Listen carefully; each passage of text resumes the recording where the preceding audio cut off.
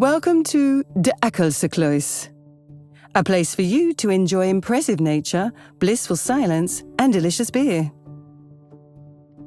Where you are now is the gatehouse. Can you see it lighting up in the model in front of you? De Achelse Kluis lives and breathes history.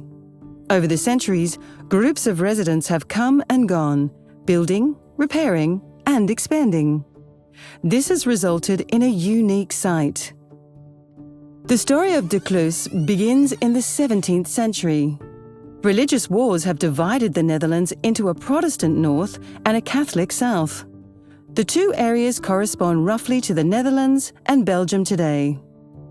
As Catholics are forbidden from practicing their religion in public in the Netherlands, the Catholic pastor Thielens flees just across the border to Achelse, where he establishes a vicarage and border chapel. Although he is not aware of it himself, he has chosen a very special place. As soon as Catholics are free to practice their religion in public again, Pastor Thielens leaves the vicarage and border chapel and returns to Valkenswaard. Not much later, Peter van Eynatten buys the vicarage along with some land. He is granted permission to set up a community there with 12 other hermits. They live in complete silence. The hermits build a chapel. This chapel is still part of de Kluis today.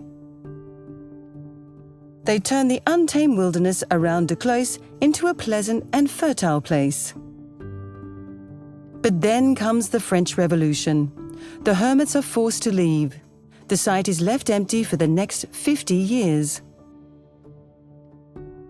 The tide turns when Westmalle Abbey wants to expand. De Achelse Kluis appears to be a suitable place.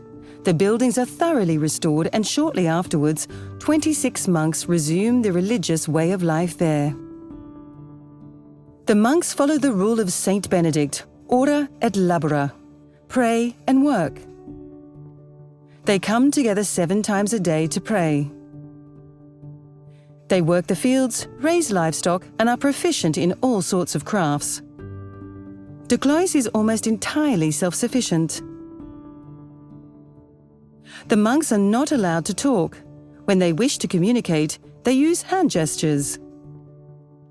De Kluis thrives as never before, and the number of monks increases to about 120.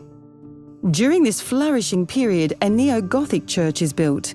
It is designed by the renowned Pierre Cuypers, architect of the Rijksmuseum and Amsterdam's Central train station. But then World War I breaks out, and the monks have to flee de Kluis. German soldiers string an electric death wire along the border of the Netherlands and Belgium to stop smugglers, spies and soldiers.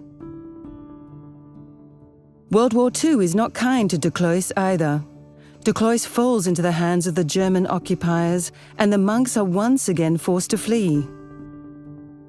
The damage to de Kluis is substantial. After the war, the architect Ritsen is engaged to build a new monastery.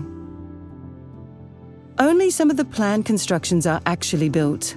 The result is new buildings with magnificent architecture, and some parts are located right on top of the national border. However, the number of brothers at de Kluis is dwindling, and they can no longer run their large farm. In the next few decades, a small furniture wax factory and a shop provide new sources of income. Life at the brewery is also rekindled thanks to the knowledge and expertise of the abbeys of Rochefort, West Vleteren and Westmalle.